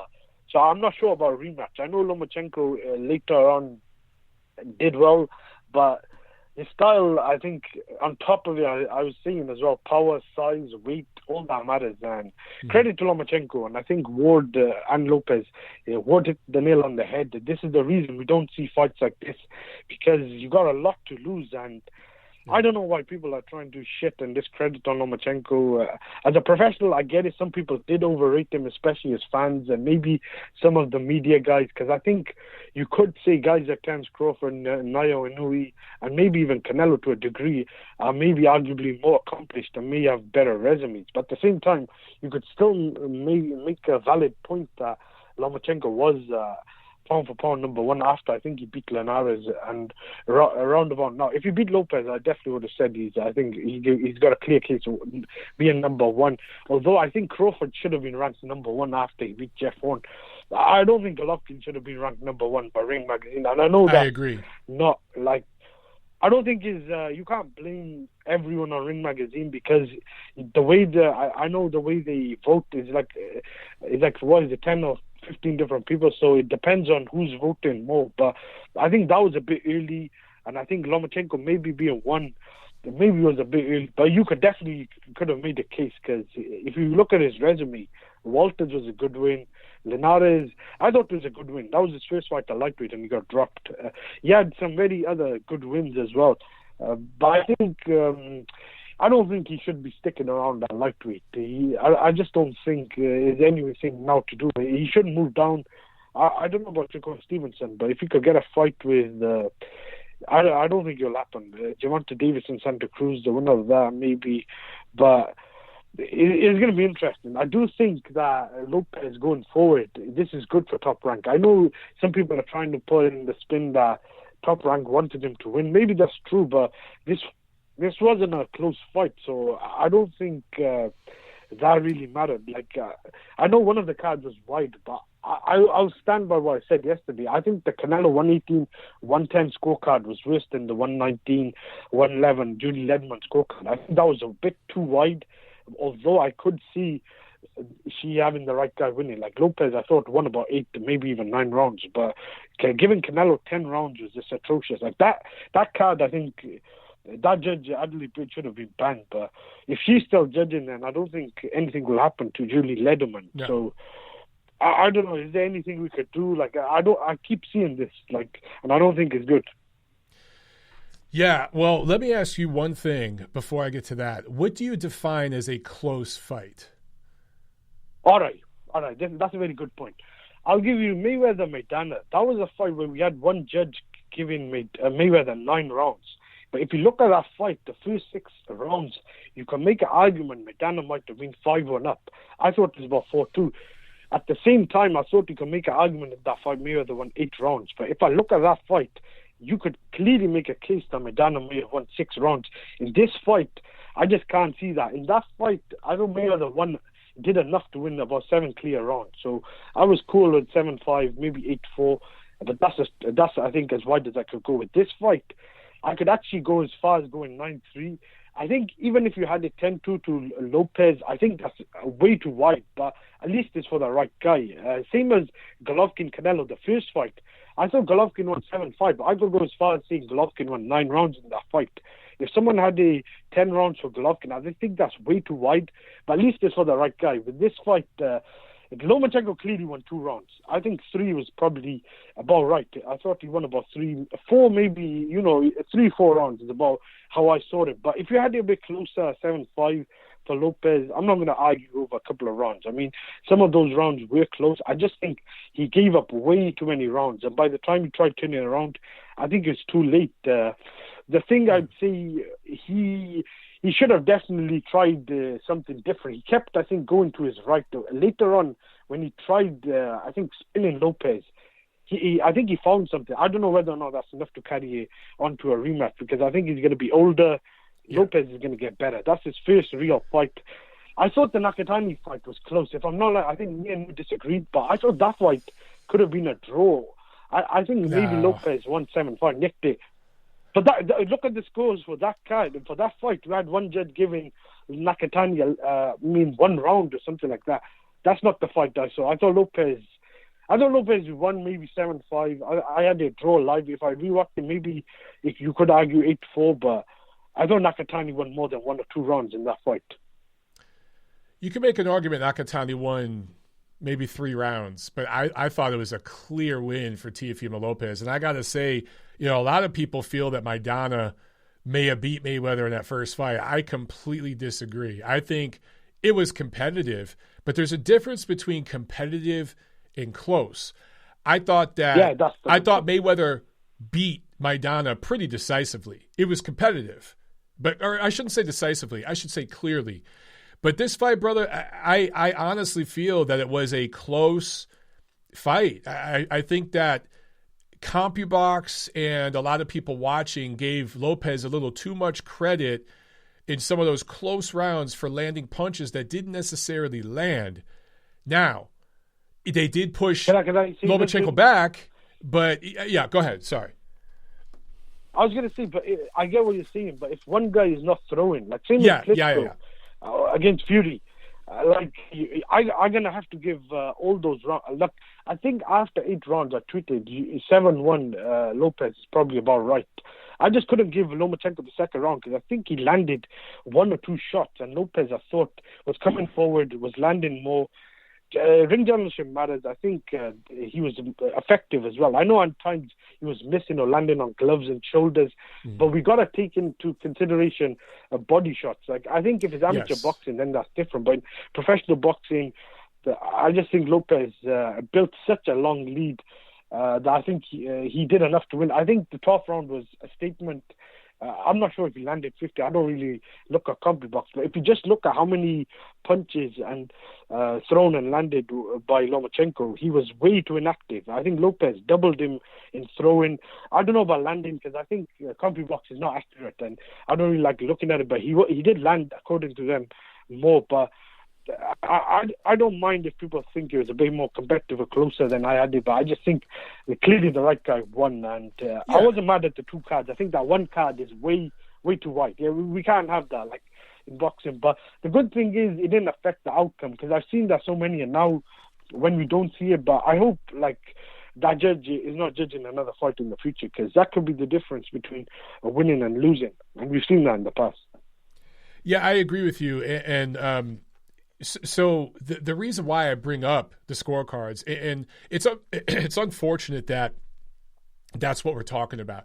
If all three judges had it 115, 113, or maybe one judge had it 116, 112, I don't think anyone will be bitching about the scorecards. Of course, some Lomachenko fans would, of course, but it wouldn't be the same reaction we saw on Twitter. I think your Dennis Ugas tweeted out something, and I'm paraphrasing, but he tweeted out something like, man, that was such a good performance by Lopez, but again, we're talking about judges. Once again, a great night ruined because now everyone's talking about judges, not the fight. And he was on point. I retweeted it because he was absolutely correct. Julie Lederman, this was a bad scorecard. And once again, though, Ahmed, she's from New York. Yeah. Teofimo Lopez is from New York. So if you're I heard someone make that point. If you're a fight fan who thinks the fix was in, I don't think the fix was in at all, but I do. There's certain things I can't say on the record, Hamed, but I will say comfortably, I'll put this on the record, Top Rank wanted Teofimo Lopez to win. They're ecstatic right now. Okay? But I'm not saying conspiracy theory. All I'm saying is the optics of that for people who believe in conspiracy theories, it doesn't help. It just doesn't help. Yeah. No, you're right. But what I'm trying to say, this was a fight. We've seen this with Al Heyman. He always had one scorecard, which is way wide, like Karabov and I think Charlo, 119, 109. We could tell he's obviously got a judge in there. Like we know who the house, who they want to win, the house or whatever. In this case, I don't think you could play the victim card, although I get it, like with Golovkin and with Kovalev, we've seen it in the past. At the same time, obviously Top Rank wanted Lopez to win. He's more marketable, and we know all the reasons. The guy could become a future star. I think Lomachenko, amongst casual, just doesn't move the needle. Like, he's 32, and that's not his fault. He doesn't speak English. He's done as good as he can, and I think he's maybe over-accomplished as a pro. I think he's probably the greatest amateur, but just looking at it from that aspect, maybe you can make that case. Like, if it was a close fight, Lopez would have got the benefit of the doubt, because they had a New York judge in Las Vegas. It's clear he was going to win a close fight. That much is clear. Yeah. That much is clear. But luckily, it didn't come down to that. I think a majority of the people I've seen were pretty much in agreement that Lopez won about 8 clear rounds. So I think the right guy won, and I don't think it was a controversial fight. We just had a controversial judge.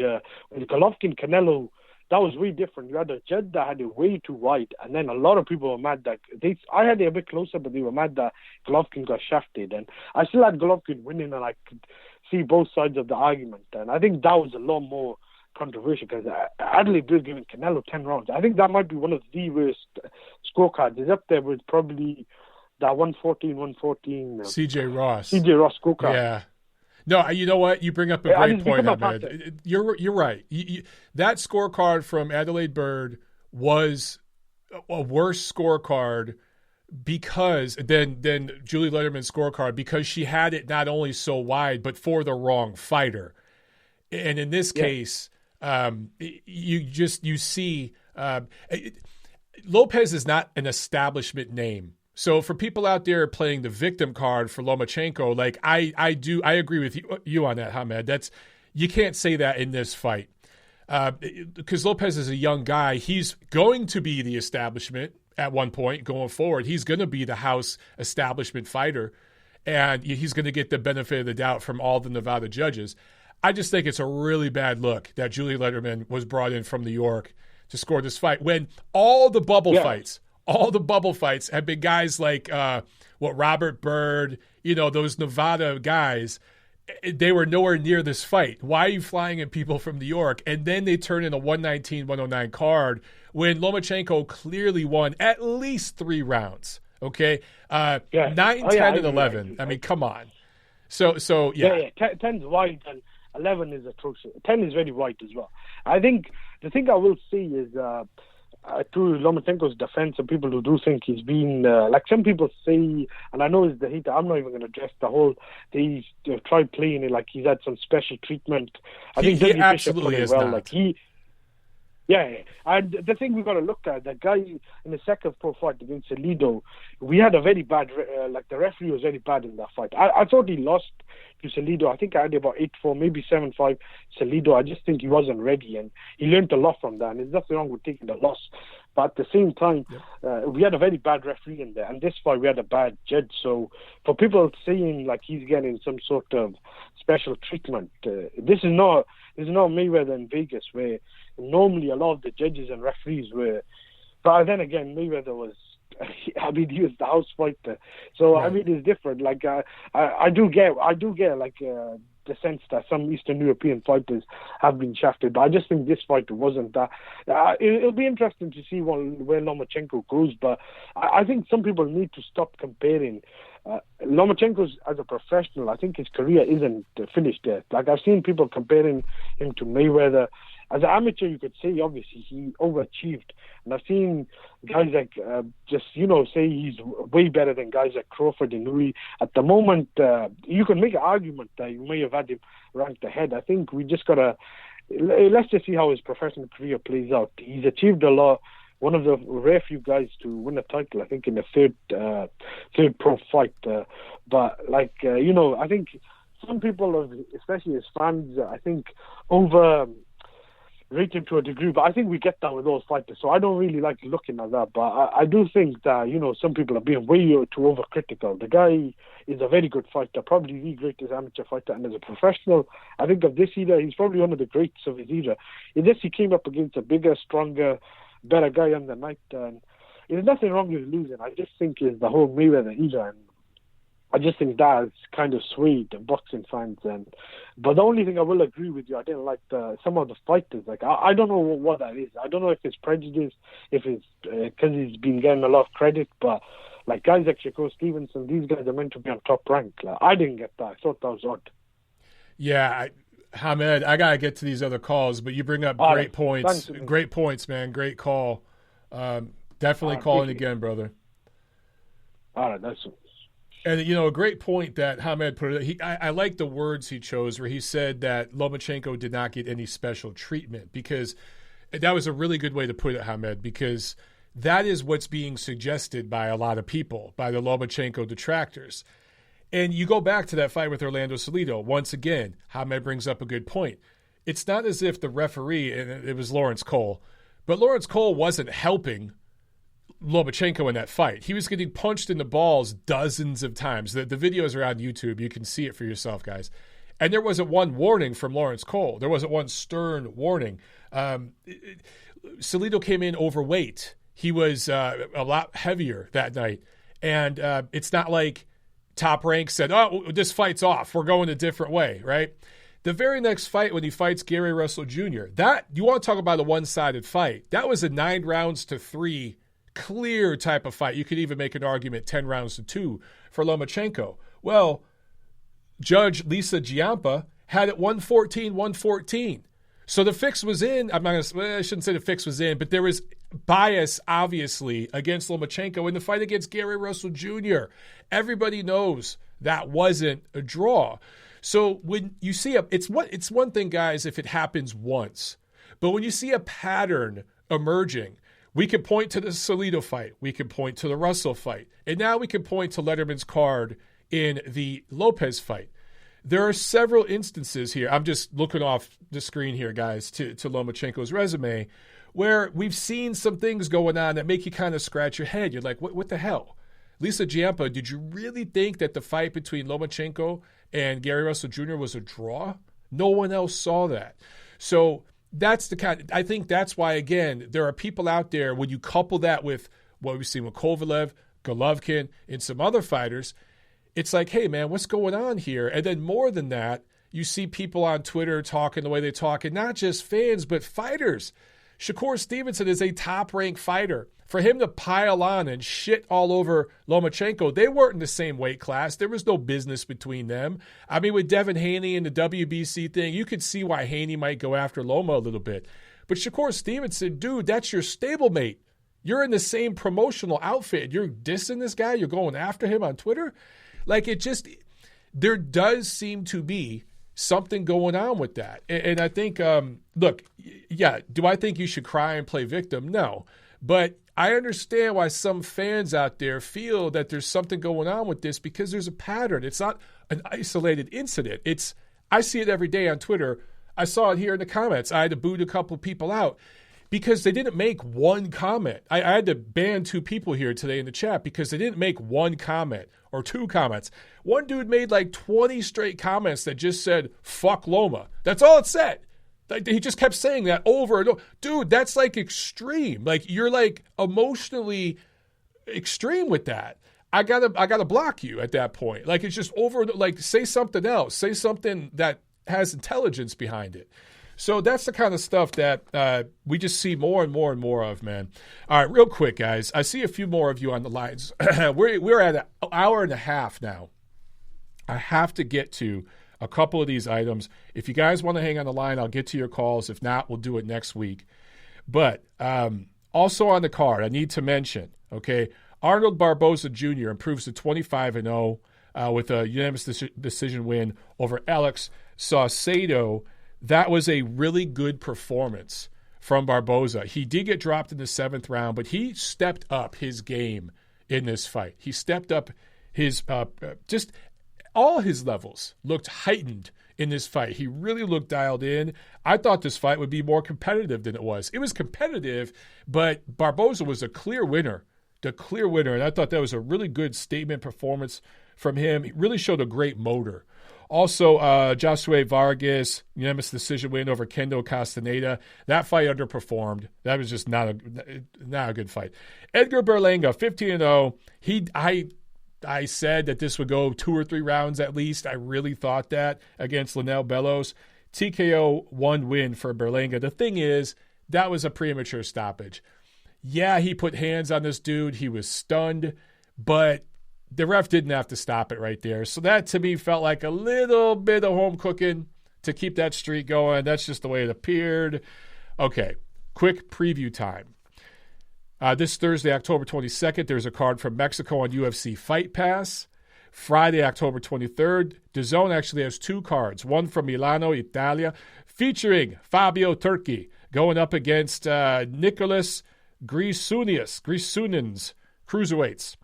Also, a card from Mexico City. Good card. Juan Francisco Estrada fighting a rematch with Carlos Cuadras. This is a rematch from their first fight in 2017 for the WBC Super Flyweight title. Also on that card, Roman Chocolatito Gonzalez going up against Israel Gonzalez. The battle of the Gonzalezes for the WBA 115 Super Flyweight title. So obviously the plan here is for Estrada and Chocolatito to win so they can have a rematch. I think they first fought in like 2012. Don't quote me if I'm getting the year wrong, but it was in LA, I believe, in 2012. And it was a great win, a massively underrated win for Chocolatito. Also on this card, Julio Cesar Martinez defending his flyweight title. And then Saturday, October 24th, PBC on Showtime, Mohegan Sun Casino in Connecticut. Sergey Lipinets, 16-1, going up against Custio Clayton, 18-1, a Canadian. First fight outside of his homeland, and he is not qualified for this fight, but he's a last-second replacement. Kudratillo Abdukakarov was originally going to fight Lipinets. I was actually really excited for this matchup. That was a good matchup on paper, but he had to withdraw due to visa issues, so Clayton steps in. Slight buzzkill, but should be fun nonetheless. A couple of prospects on this card. Xavier Martinez, 15-0, 130-pounder out of Sacramento, going up against Dominican veteran Claudio Marrero. And Malik Hawkins, 18-0, 140-pound prospect out of Baltimore, going up against Subriel Matias, the Puerto Rican, mostly known for the tragic situation with Maxim Dadashev. This is the guy who fought Dadashev, and of course Dadashev died soon thereafter, coming off his first loss. So, that's what we have for the preview, guys. All right, let me jump to, we have one more call, then we're going to wrap it up. I'm sorry for some of you. There was a few calls there that had to drop off. I apologize, guys. We'll take one last call, all right? Let me jump to it real quick. 661, you're on TNC. Go. Hey, Mike, this is Danny calling from Bakersfield. What's up, man? Just driving home from work, man, listening to the show.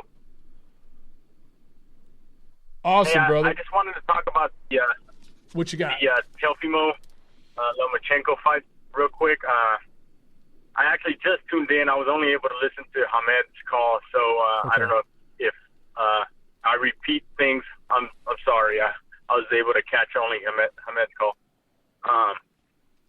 I thought first of all, I scored it a draw, but I think if you were going to make an argument for a winner, I think the right man won. Yes. That's just the way I see it. I don't know how you saw it.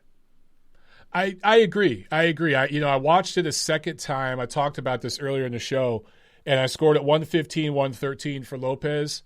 You could absolutely make an argument 116, 112 for Lopez. I think that anything wider than that's a little too wide. But if there was a winner, it was clearly Lopez, not Lomachenko. He just gave away too many early rounds. Yeah, and you see, I kind of have a problem with that phrase. He gave away too many rounds. I don't know if he gave them away. I think, it was Lopez's, IQ and, heavy hands that made, Lomachenko think about what he was doing in there. And I don't know if anybody else has given him the credit for that. I hear that a lot. Lomachenko gave up too many rounds, and I don't think he gave them up. I think it was Lopez, putting the pressure on him and putting the leather on him. I completely agree. I do think to a certain degree, Lomachenko, it was his strategy to start slow and to take Lopez into the deep waters.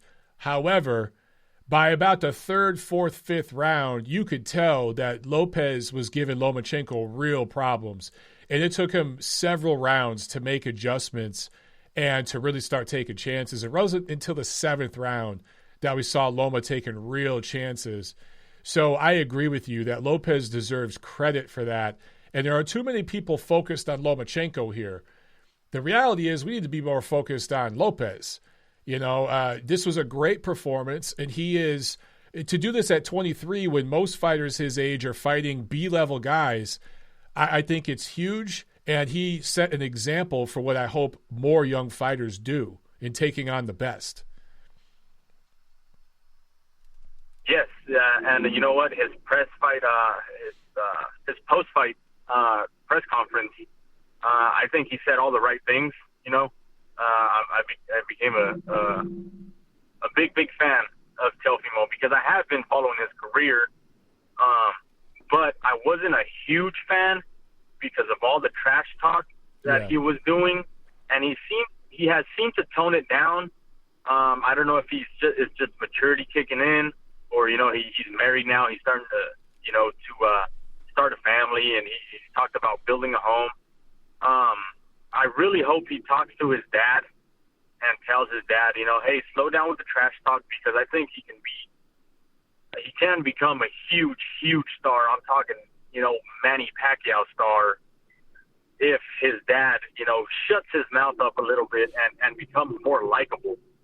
Unless they try to go that Mayweather route and just become the villain and say, let's just be hated by everybody. I completely agree with you. Floyd kind of had to play the victim role because he wasn't the most exciting fighter. Lopez, even though this fight with Lomachenko, the first half wasn't good, the second half was very good. It was exciting. And he's an entertaining fighter. He has a great personality. And there are big possible fights for him down the line with the Taylor Ramirez winner, with Terence Crawford down the line. I think you're going to see a fight between Crawford and Lopez before you see a fight between Spence and Lopez. As bad as that sucks, but it's still great if we get Lopez and Crawford down the line. So there are so many possibilities there. I completely agree with you. And if down the line we get fights between Lopez, Ryan Garcia, Devin Haney, Tank, Gervonta Davis, if we see all these guys fight each other, Shakur Stevenson, dude, boxing will be healthy. But if these guys don't fight each other, it will suffer. Yeah, and that's what he said in his post-fight press conference, which I really liked, and I 100% agreed with. He said, in order to be Money May, you have to be Pretty Boy first, which is what a lot of people don't see. A lot of these young new fighters don't seem to understand. I completely agree, man. Good stuff, brother. I gotta jump off because my battery's dying on my phone. But hey, man, call in anytime, bro. Sure. Hey, and actually, I wanted to just point out. I don't know. You might remember me. We met at Golovkin Mart Erosion. I was the one with the cowboy boots buying all that beer. Yeah, dude. Holy shit! Yeah, StubHub. Yeah, StubHub. That's right. Yeah, it's the man, that's awesome. First time calling in, man. I've been wanting to do it for a while. Dude, yeah, call in anytime, bro. Yeah, but I just wanted to give my 2 cents on the fight. I think the right man got the nod. I completely agree, man. I completely agree. Yeah. Well, thanks for taking my call, Mike, and I'll make sure to call in next time. All right, brother. Have a good one. Yeah, you too. Bye-bye. Yeah, that's awesome. Yeah, I remember, man. Mart Erosion, I think that's when it wasn't even called StubHub anymore. It might have been Dignity Health Sports Depot, whatever the hell they call it now. But yeah, absolutely, brother. I remember you. Oh, man, that's so cool. Okay, real quick, guys, before we jump off here. Super Chat pledge from Love 8 Hate. Thank you so much. You posted a Super Chat, I want to say 30-plus minutes ago. I'm sorry, I'm just now getting to it. He says, do you think Lomachenko will go down as an all-time great? The Cold War, LOL. Yeah, there's a lot of the Cold War stuff going on social media. And look, I don't like talking about politics on the show. I really don't. But there are times where boxing overlaps politics.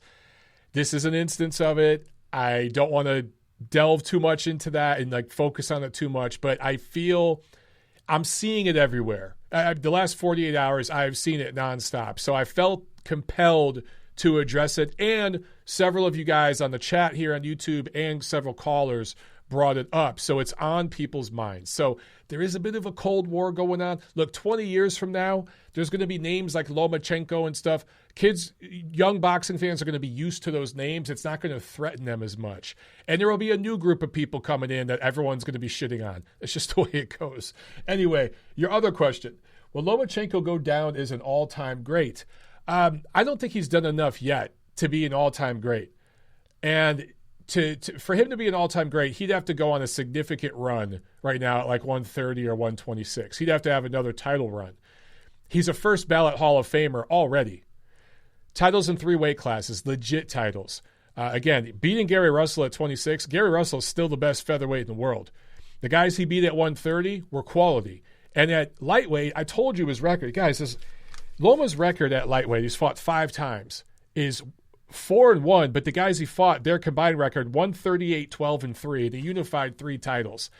And a close points loss, a competitive points loss to Teofimo Lopez, if he goes on to be a great fighter, there's absolutely no shame in that. So Lomachenko has a chance.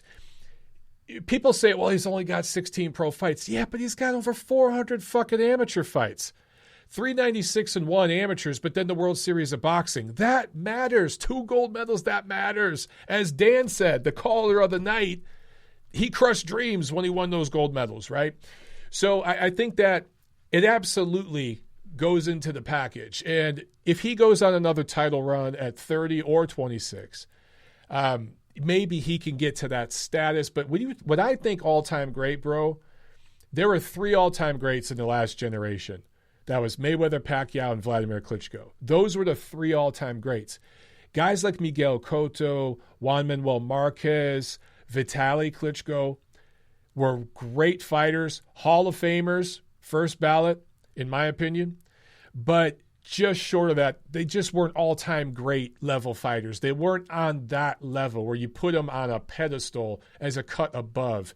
So for Lomachenko to get to that status, he's going to have to, one of you guys in the chat says, Klitschko is not an all-time great. Yes, he is. He is one of the top dozen or so heavyweights of all time. And I'm not alone in that opinion. He will get in the Hall of Fame this year, his first year on the ballot, mark my words. So there was another super chat. Oh, my man John Uden on the super chat. Thank you so much. I'm sorry, I'm just getting to yours, brother. He says, do you think Letterman let the Lopez cheering section affect her scoring? The competition at 168 is thin for Berlanga. Would Anthony Sims fight him? Ooh, that'd be an interesting fight between Berlanga and Anthony Sims. I think politically, though, that won't happen. But I agree with you. 168, I think, is an overrated division right now.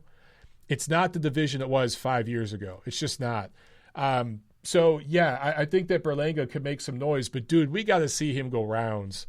We've got to see him go rounds. We got to see how he looks against a guy that can punch back. And the guy that he fought in Bellows, he didn't look like a super middleweight to me. He looked a lot smaller. He looked gun shy. And he's just not a top-level fighter. So let's see Berlanga fight a top-rated, top 20 guy, then a top 15, then top 10. And let's see what he does. The knockout streak will stop, and it will be the best thing that could happen to him. He does have legit power. He really, really does. And perhaps he can get some things done at 168. It's just way too soon to tell, bro. As far as Letterman letting the Lopez cheering section affect her, maybe. You know, I don't know. But, again, it just – that scorecard was so – off the reservation. I don't know if I'm allowed to use that expression anymore, if that's been outlawed. But it was so out of the realm of possibility. Like, that was just such a bad scorecard. Perhaps it was something like that. Perhaps she just thought Lomachenko, all the punches he landed in the 8th through 11th rounds, which, by the way, guys, let me real quickly, for those of you who are still watching, I feel I should bring this up. Again, I don't want to bring up CompuBox. I'm actually starting to lose a lot of confidence in CompuBox. I think that there are some things happening over there that are conflicts of interest with the way they're getting into media more and more. I don't like that. They're supposed to be separate from media, and they're working their way into certain media channels. That makes me nervous. But rounds 9 through 11, Lomachenko landed 72 punches, Lopez only 50. So in those rounds, I mean, clearly Lomachenko, just from punch numbers, did the better work. But then if you actually look at the ring generalship and everything else, he was pushing Lopez back and being the aggressor. For her to only give him one round, it's so difficult to understand, because I don't want to say she's being corrupt. I don't want to put that out there. All right. I don't know what the hell happened, but all I can add, the only word I could use is incompetent. She's just incompetent. And if you're getting paid as a professional judge, and we see this over and over and over, dude, the incompetence has to stop. Louis Ritson got a split decision win over Miguel Vasquez last weekend. Vasquez did the better work, clearly won the fight.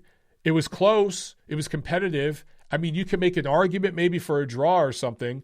Michael Alexander at 115, 113. I don't agree with that score, but at least it's not terrible.